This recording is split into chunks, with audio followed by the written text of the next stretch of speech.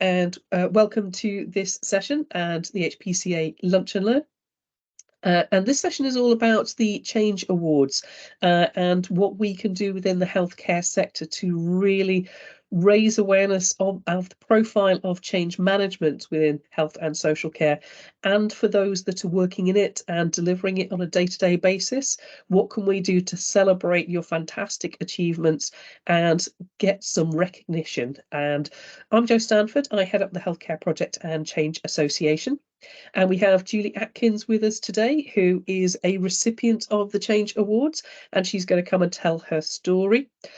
We also should have Margo with us, who is the head of the Change Awards, but she might be having a little bit of difficulty getting back in with her internet connection. But if not, I'm actually a judge on the awards this year, so I could talk a little bit about the awards, the categories, and we'll go through the slides that looks at what you can do to get signed up.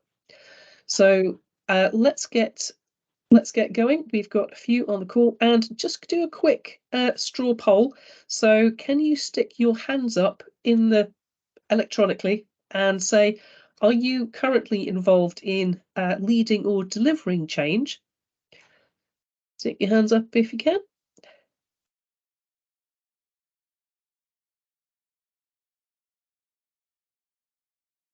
That's, yeah. Give everybody time to find those hands.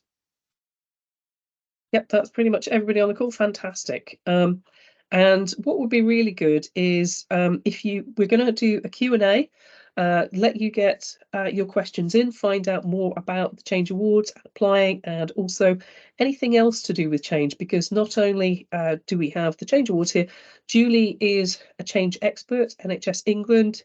There's things she can talk about in terms of what's available to support those working in change. And we've also got Jocelyn Shaw, who heads up the change management specific interest group for the Healthcare Project and Change Association. And that's bringing together change practitioners to share knowledge, skills, resources, and we'll do a little bit about what's available for you as change managers as part of the HPCA. So it looks like we don't have Margo with us just yet. So what we'll do is we'll get started and we will go through that and talk a little bit more about it. I think one of the things for me about change management, and let me know in the comments, put your chat in the comments, tell us what you think. And also if you've got any questions, we have Q&A section. So please do add them in there if you want to, or you can add them in the chat. Joss is going to pick up the Q&A at the end of the session, but do add them as you go and put in any of your thoughts and comments as well. It's always really, really good to see. So I'm a change practitioner as well as being a project professional. And I think from my experience of sort of 20 years in the healthcare sector, change management is so early in its infancy in terms of knowledge and awareness, particularly at a senior level, of how vitally important change management is as a way of integrating and embedding successful change into an organisation. We're not so bad at following project processes. We produce things, we chuck them out there, but the amount of time, effort, and resource put into the engagement, the embedding, and the integration processes is very limited in comparison. And a lot of really good products and projects, I think, fail at the end where enough effort hasn't been put in to implement them effectively and really get the value. And this is why, as an association, we have very much made it a dual association, healthcare project and change, because we really want to raise the profile of change management in the healthcare sector for everybody involved in it. And that's about leadership understanding it. We've got some great courses going on soon. Julie's going to be leading one for us. We've also got one around Change Ninja. You'll find more about that later. So building the skills, raising awareness, and also getting people involved. So there's a lot that we can do. And as change managers and practitioners ourselves, you know, there's plenty we can do to help fly the flag and spread the word. So I'll just go through the Change Awards bit and talk a little bit about that. So if we have the next slide. So the celebrating unsung heroes, I think that's a really critical point. And getting recognition for those professionals and practitioners is, I think, a critical element of it. At the HPCA, change management is a role and a career pathway that's included in the capability framework that we have, and that's what we want to do to support people to develop careers in change management in health and social care. And as part of that, the Change Awards can provide that recognition and celebrate the achievements that have been made and promote that awareness to others. It's an international award. Anybody can apply for it. And it's only in its second year, but the last year was so successful, they've increased the number of awards, and it's a much wider opportunity to get engaged and to deliver insights into what you've done to achieve these successes. It's open to individuals. There's a group of them that are for individuals and their contribution, but there's also quite a few categories for organisations, and that can be a team or an organisation delivering effective change or leading on it. Next slide, please. So, timescales. This is a really important one. Applications are open and they're available until the 29th of February. So you've got a month to get your application in, but don't leave it till the end. Once the applications are in, we have a whole initial judging process, and all of the judges will get together to go through and review those nominations. We have a shortlist, and that's going to be taking place in March. The actual awards date, and this is one for the calendar, because anybody who applies for an award should really get that date in the calendar, 25th of April. It's going to be in London. Is that right, Julie? Yes. I'm sure we've got the details on the next slide. And that is going to be where the announcement of the winners and awarding of that and celebrations will take place. Next slide.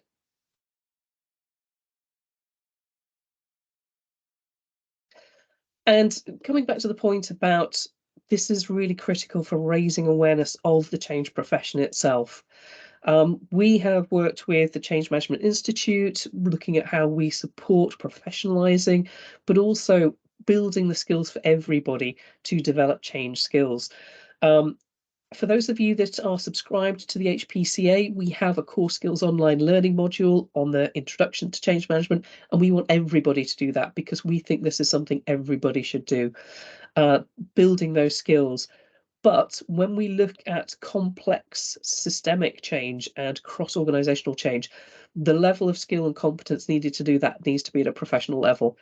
And being able to promote the value of that and the outcomes that we can achieve for it is going to be really critical for a sector that's going through a lot of very complex change at the moment. And with the general election coming up, bound to be more change. So if we can get ahead of the curve, build the skills, promote it, get it out there, that's going to be really good for the sector. Moving on. It's also a really great event to learn from others. It's fantastic to celebrate our achievements, but the NHS and its development of change is at a fairly early stage. There are some great examples from other industries, and it's always fantastic to see how people do things in different places. So come along, it's Drapers Hall, and that's in London. There is a code for a special ticket price, so if you take a snapshot or a note of that now, so use the code NHS HPCA 24, and we'll put the link to apply for it in the chat, and therefore you can get that special discount. So it's going to be a really important event for raising awareness, for connecting and networking with others who work in the field, for learning and sharing. If we move on to the next one, please. And if you've got your phones on you, if you can scan the QR code that's on the screen. If not, you can take a snap, or we'll copy and paste the website and details into the chat so that you can go on the site, have a good look at all the different categories and see which one is most applicable. Now, you don't have to apply for just one, and Julie's going to tell you her story and how she successfully achieved it last year. but also a little bit about how many she's going for this year, because actually there's lots of ways that you can win. So if everybody has made notes of that, are there any more slides, Shannon? Kind of looks like the last one. Yeah, okay, fantastic. So Margo, if she comes on, can tell you a little bit about the background and the driver behind it. But I think from our perspective in healthcare, we know what we need to do and we know how far we need to go. And Jooli, do you want to come in and tell us a little bit about your story and how you got to the point of winning an award at the first one? And do you want to tell us who you are and what you do? And I will. Thank you. Thank you. Thanks, Jo. So, hello everyone. My name's Jooli Atkins, and I'm the change management lead within the transformation directorate at NHS England, ex NHS Digital. So I was NHS Digital when I applied for this award. I was nominated by a colleague from HPCA, which is great. That was a really nice. It came from nowhere. I had no idea. I hadn't heard about the Change Awards. But I thought, crikey, that sounds like a great idea. You know, people actually interested in change. So when, as I say, I'm now part of the transformation directorate in NHS England, but coming from a digital background, very often digital change is the worst supported because, you know, no disrespect, but the techies just think that everybody can just do what they do. So they throw out a piece of tech and they call it transformation. But of course, transformation is not about implementing new systems and software. It's about adoption and utilization of tech. And that involves people, processes, and systems.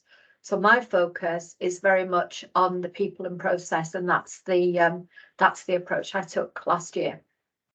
So my role as the change management lead within the transformation directorate started at 3 p.m. on the 31st of March, 2 years ago. I was told that I was going to be taking that role from the 1st of April. So that was it's classic NHS Digital, NHS England.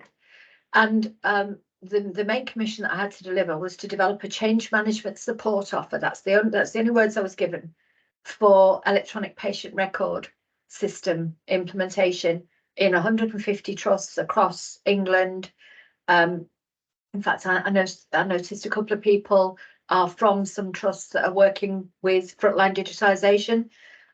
So if you're one of those trusts, you'll already be aware of the work that my team is doing. But I had to start that from scratch. So I was given 4 people who were very enthusiastic, but didn't really have too much change management experience, and me. So my award is Best Capability Builder Public Sector for 2023. And actually, that's what it looks like. By the way, if you win one of these awards, be very careful because it's a lethal weapon. It weighs a ton. And I think as we were leaving London last year, as we were leaving with this thing, it felt like I could be arrested for just holding it in my hand because they're really very weighty and yeah, it feels like it's got a value, which was lovely. So I started with 4 people and me. We needed to create education, learning materials. I really wanted to bring the team in. So this is where it's about capability building. I needed to upskill that team, but also upskill the 150 trusts that we need to work with, because they've got to be in a position to receive the support that we can offer them. So I developed education and learning materials with that team, but I was their safety net. I developed this idea of agents of change. So we've got a number of belts, which ties very nicely with the stuff that Tammy's doing on ninjas as well, the change ninjas. But ours are just gonks. They're just but there are different coloured belts. We've got the change management network and toolkit, which I'm also thrilled that Jo presented at the last HPCA conference. I got a certificate for development of that change management toolkit. It's not me, it's a team, but as the figurehead for that team, it's really important that we get the recognition for what we've done. I think Helen's got it. Oh, there you go. Shannon's put the link to the toolkit in there. It's a toolkit and a set of tools and techniques that are open to everyone in health and care for generic use. What we did though as part of the initial work, we had, as I said, I had this team of 4 people plus me, but it quickly became apparent that that wasn't enough. So I then needed to upskill other people in the team. And that included not just competence, but confidence as well, because that's the biggest barrier, is having the confidence, particularly when they work with me with my 30 blob years experience, and I just come out with an answer because it's natural to me, and they're going, oh, I could never do that, I could never do that. So it's really important that they built their confidence. So it's really important that I had a coaching session with each of them, or regular coaching sessions with each of them, but also that they had a buddy. So I set up a buddying scheme so that they had someone in the same position as them. We had lots of retros. So every time anything was delivered, if it was a training course, we had a retro on it so that everyone could learn from it. And I set up spotlight sessions. So I asked each member of the team to go away and research something different, something new, and then deliver it back to the team in a spotlight. And all those were recorded so that everyone could share from it. At the same time, I then needed to move a function of 96 other people from their technical implementer role to consider change management better. And this was proof of concept. So that was my case study. It did win me the award, for which I'm very grateful, but it was very much a team effort. That's great. I think, Jooli, I think the critical thing is there's something about affecting change where you need to, but there's also being an advocate for change and being flying the flag and being visible to support change. And I think that's partly what you won the award for, and particularly with the HPCA, because it's so little recognised as yet as both a profession and a discipline. We do need those people who will wave the flag for change management and do their best to raise awareness. What has winning the award done for you from that point of view? Exactly that, Jo. So within the team I work within, I'm now known as the award-winning Jooli Atkins, which is it's funny, but it also reminds them. So our credibility as a team now has, do you know what, they've been recognised. This change management stuff, maybe it's not as fluffy as we think it is. You know, it's really great to be able, we do promote that, but also what Margo and the Change Awards does is they're great at flying the flag for us as well. And since winning the award, for example, I was part of an interview panel with the best capability builder. I won for public sector, which was great, but there was then a Europe capability builder and a global capability builder, and the 3 of us joined a panel in last September. It's recorded, and I'm sure Margo can share the link at some point. But it was just great being able to talk to people about change, and then the Change Awards and their sponsor, the In-Group, then promote that for us. So we're not just getting, so I can then send those links internally to people to say, look, we're part of a gang. There are more of us. I'm not the only one that's shouting about this. Because I think sometimes people get, oh, well, she would say that, wouldn't she? Because they get sick of hearing my voice.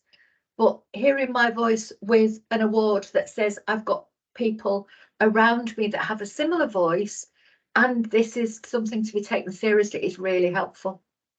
Absolutely. And that external recognition, people outside the sector recognise that skill and competence. That's fantastic. We do have Margo with us, which is great. Good. Thank you for joining us, Margo. I think I might have had a few challenges sort of getting in. I did go through your slides, but I don't think I did them very well. What would be really good is if after Jooli tells us a little bit more about her story, if you could then talk about the different categories and also, you know, what people can do to apply for those categories. That'd be really fantastic. Absolutely, absolutely. More than happy to take you through that. And then my apologies. Honestly, Teams got better of me. Honestly, I could not join for some reason. I don't know why. So apologies for that. That's not a problem. I don't think anybody noticed. I faked my way through it. It'll be all fine. So Julie, the awards are coming up fast for this year. So tell us why you're going for it again, and also what you're going for this year, and if you're happy to share that. I don't know whether I dare tell you. Maybe not details, but yeah, no. But we are going for. I'm saying we're going for it. So when I won the award, it was very much for the team. And even on the night, it was about the team, because I can't build capability on my own. That has to be received as well. But this year we've decided, because of the profile that we've gained through doing this, we think, first of all, it shouldn't be a one-off. We should be getting recognition more regularly. I'm going again because I've built even bigger capability, but don't tell Margo. So I'm going to apply for the capability builder again. I'm hoping I can do an Ant and Dec and win it every year, but I very much doubt that. But what we've also done is, it's because it's very much part of the team. We have a fabulous sponsor in our transformation director. So we're applying for the best sponsor. We've got people influencing all over the place at very high level and making inroads that I won't give away our pitch for this year, but where we are right now is ridiculously exciting in terms of the pull that we're getting for our service, which is so exciting. So the Influencer Award as well.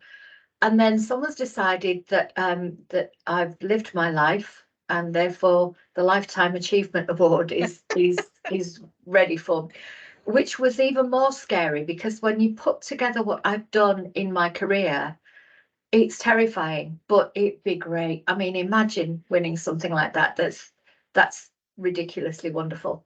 So yeah, awesome. They're the ones that we're going for as a team. That's fantastic. And if you had some top tips for those on the call who are thinking about going for it, what would you say? Just don't be modest, because that's always a challenge when you're trying to share what you've done, and you think, oh no, that's a very British thing to do, isn't it? I can't say I've done. Please, we need people to shout about what we're doing. So don't be modest, but share as much information as you can. And I think that the Change Awards encourages using STAR as an approach. So what's the situation? What was the task? What's the action? What's the result? It's a great way of structuring your case study, where there is a case study. So they don't all have, some of them just have a submission. So I can't really do a case study for a Lifetime Achievement Award, for example. But for Best Capability Builder, it would be the difference between where we were last year and where we are now. And that's easily done in using STAR. So I think shout about it, scream from the rooftops, but make sure that you put in the information that the judges are going to say, wow. I think that's the thing, is that it's open to anybody in any context, and that's the wonderful thing about it. And so, whether it's a small area that you're investing in change, or it's a specific section of the healthcare, it's really important to flag it up and highlight it, because the important thing is that the change management element of it is sort of universal. You could apply that to any situation, couldn't you? So I think it's actually worth saying that what I've talked about is big and sexy sounding, but that's not where we started. So please don't think it's going to be a great big change that's transformed everything. No, change is more important than that, and it happens everywhere in little bits as well, and everyone makes a difference. And it's what's the outcome and achieved, and how is that making a difference in practice? And that's what we're all here for in the end, isn't it? Yeah. So if you get your questions in the chat, we'll give you a few minutes to think about those. What questions you want to ask Julie about how she did it, and any other questions, but also to talk about maybe the changes that you're working on, and just get some advice and input into that, because it'd be really, really great to hear what changes you're working on. And just while you're doing that, picking up the Q&A, Margo, do you just want to introduce yourself and talk about the dates, but also the categories for the awards? That'd be really great. Oh yeah, absolutely. So hello everybody, my name is Margo Waldorf, and I am the founder of the Change Awards. Once again, formally apology for being so late to this fantastic call. I wanted to say one thing, just picking up on the conversation that and the question that you have just asked Jooli, which is the what are the tips for applications? I think the most important thing for the judges is actually that you are sincere in your submission. And what I mean by that is that it's okay to say something didn't work. It's okay to say I had a plan, but actually it didn't work and we had to change it. And it's okay to say that there were some lessons that you have added to your personal development for the future, right? Because like we know that change, whatever the type of change it is, it's not straightforward. It's not easy. It's very complex. It depends on the situation, people, technology, whatever this may be. So it's important to have that sincerity and candor. And with regards to the actual awards, so we have awards in two different, if you wish, big categories. So one is individuals and one is companies and teams. Individual categories, we have nine of them, and obviously Jooli has mentioned she's going to apply for some already. But we also have categories for teams. So if you wanted to recognize a team or particular part of the organization that is working in your big organization, please also put submission forward. It's actually not that we do charge for this, unfortunately, but it's not a big ask financially to commit to that. Yeah, I'm not sure if people wanted me to go through every single application, but or the type of the application. However, the details are on the website, so if people wanted to go to the website and just have a little bit read through, I will not mention all of them in out loud because it's going to be extremely boring for everybody to listen to that, I think. But there's quite a few. There's some new ones from last year. We have taken quite a lot of feedback, including Jooli's feedback on how it worked for people who are doing the submission. So we try to make it a bit more easy and clear. People are again welcome to apply for not only one but multiple categories. In fact, our judging committee was instructed that if they see a particular submission which works well in one category, but frankly was not submitted in a different one, they will be in a position to move it across as well. So just make sure you apply. Literally, there's nothing to lose, and I think there's quite a lot to gain. That's great. Thank you, Margo. I'm just going to hand over to Joss, and she's going to cover the Q&A section.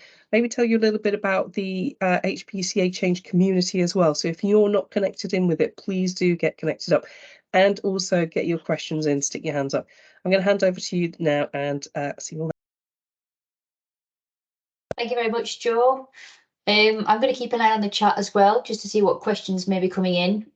I did bob one in there myself, which I'll kick us off with, if that's okay. So, Jooli, my question was, what were the main challenges and forms of resistance that you came across whilst building the capability which formed part of your 2023 award? Yeah, thanks, Joss. I think it's people's understanding of change is the main one. They see it as something that project managers do, but it's fluffy. You know, it's like it's not important. It's not, because it's not a tick box. Mm-hmm. It's not something you can say, right, I've done that. It never gets done, does it? So I think the main challenges were getting people to understand that, particularly the team that moved from implementation, which is more tick box. Is this in place? Has that been done? Yes, yes, yes. And now we're saying, how are those people feeling? Ooh, well, that's not very easy to do that tick with, is it? How do we know how those people are feeling? How do we know how they're going to take this change that's coming? And that was difficult for them. They weren't resisting it, but it was a challenge. And in our customer base, getting them to think about change management as anything other than comms. They don't even think engagement, let alone, anything wider than that. So they think change management is comms. If we tell them, that's all right, it'll put your job done. We told them. If they didn't take any notice, that's not our fault.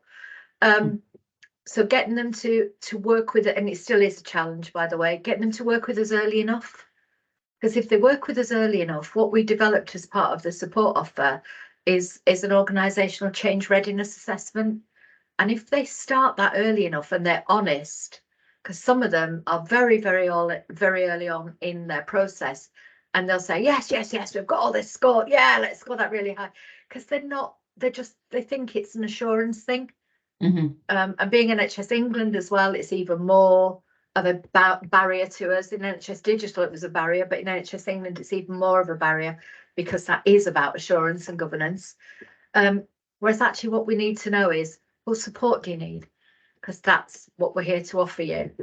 And they don't take it seriously enough. They think they'll do it later. And in fact, just one story, one readiness assessment was done so late, and they realised that as part of that, they weren't ready to go live, and they moved their go live date. And they said afterwards that it would have been a disaster. But as a result of moving their go live date to 6 months later and then actively working with us, we were able to support them to a much more successful go live. But some of them will say, yeah, we've got that sorted. We don't need you. Yes. And that would make a fantastic case study. And of course, you need testimonials from that team too. Yes. Oh, we have plenty. Yeah, go for it. We are always, keen on testimonials, I think. And one thing to add is that, so personally, I'm also a change manager, and I've worked with lots of different businesses, but primarily in private sector. And I can see now that there is a huge difference between the sectors. And I think it's what I personally find fantastic is that the judging committee, obviously these are clever people. I am really not that clever, but the judging committee has a lot of experience, and they themselves have actually flagged this to me, that there are differences between the sectors, and they wanted to see, as part of the submission, which sector does the submission comes from, just to be able to judge it in the context of the actual sector, because like I said, there would be some differences, and primarily, the biggest difference is money, obviously. If you are working in a private sector on any change initiative, you really have, let's say, limitless resources to be able to pursue that adoption to the extent that is required on the project. But I think that's really important, Margo, because I know I couldn't have been in competition with Beth and Karen, who Beth's working on a global basis. Yes, it's NHS England. We'll look at working across all of England, but we're in a completely different world. And Beth works for BAE. Karen works for Anglian Water, so she won the European capability builder. But the challenges that we have are exactly the same. So the three of us, again, another nice thing that came out of it is the three of us get together fairly regularly and just talking about our challenges and sharing ideas and tools and techniques. They're the same. It's just the response is different because, as you say, it's the environment's different. So we respond differently, but the challenges are the same. Fantastic, thank you. I haven't seen any other questions in the chat. I don't know if anybody is free to put their hand up if they want to come on an audio and ask their question. Just one for you, Margo, if I may. Kind of, when did you get the idea for the Change Awards, and how did you go about actually making it happen? So from your initial idea to kind of obviously getting everybody on board. It's a chore. I'm joking, it's not a chore. No, but it's just essentially, as with any change, I approach this as any change. It's a reiterative process. It's a continuous process. I talk about this. I talk about the importance of recognizing our profession. I want to unify the change management profession, not only here in the UK, but also globally, because frankly, picking up again, based on what Jooli just said, is that we essentially use the same tools and the same techniques, regardless of where we are. So it would be fantastic for me, and for many others, hopefully too, for us essentially together as a group to be recognized, to have this unified voice, and to come as a community really, But you know what? I have set up the change awards out of sheer frustration, really, because I got tired hearing all the time that change is something that is misunderstood. OCM, let's use it as it's majority people use it. Organizational change management is something that is misunderstood. It's something that's an add-on. It's something that's fluffy. It's not. We have actual case studies, peer-reviewed articles now coming from academia proving what we are doing is legitimate for businesses. And not having anybody or any recognition for people like ourselves have put me in this spot where I thought, oh, well, that's really not fair. In the UK market, at least, I think that the majority of people who work in change management are actually independent. So they don't have their head company. Not many companies will be putting their fixed resources and fixed budgets into change management offices, if you wish, internally, or the change management centers of excellence. So they all the time rely on this influx of individuals that move across the market. Now, if you are one of those individuals, you are never, ever, ever going to be recognized for the work that you do, ever. You don't fall into any of those, company-wide recognition schemes. You don't fall into anything else because nothing like that exists. And I thought, what a fantastic opportunity now to actually unify the profession by setting up the award scheme for all of us to recognize that the work that we're doing makes sense. It's value adding to organizations, and most importantly, that there is an overarching theme that runs through everything that we do, and we are on that. We recognize that we have those tools, we recognize that we have those techniques, and we recognize that the change management itself is a profession that is still growing, and I love it because it actually makes me extremely curious about what is going to happen next, because we always work in tandem. You see, we always work in tandem with the organization. So whatever the organization is like, it's always going to have to reflect on our approach. And I think that's why I have set it up. Amazing. Thank you so much. I think you've done a wonderful job in setting the whole thing up. So congratulations on that. I know it was a big success, and I was there myself last year. Thank you so much. But thank you, Candy, but we can't do it alone. And I have very early recognized that we cannot do it alone. And I really recognize and rely on individuals like Jooli, all of our winners, contenders, the ambassadors. HPCA, for example, it's a fantastic opportunity to provide us a little bit of time to come and talk to people, to share that knowledge about what organizational change management is, that behavioral change aspect of it, on neuroscientific change aspect of it. There's plenty of things that we can share and we can help with. So not me, it's everybody else, trust me. Team effort. Yeah, yes, lots of effort. Thank you very much. I don't think there's any more questions that have come in, but thank you from me, and congratulations again to you, Jooli. Thank you very much. As Joe alluded to earlier, we do have the Healthcare Projects and Change community, which is on the Knowledge Hub platform, and within there is the Change Management Specific Interest Group. So you can connect with peers across the NHS and social care. There's a lot of resources in there.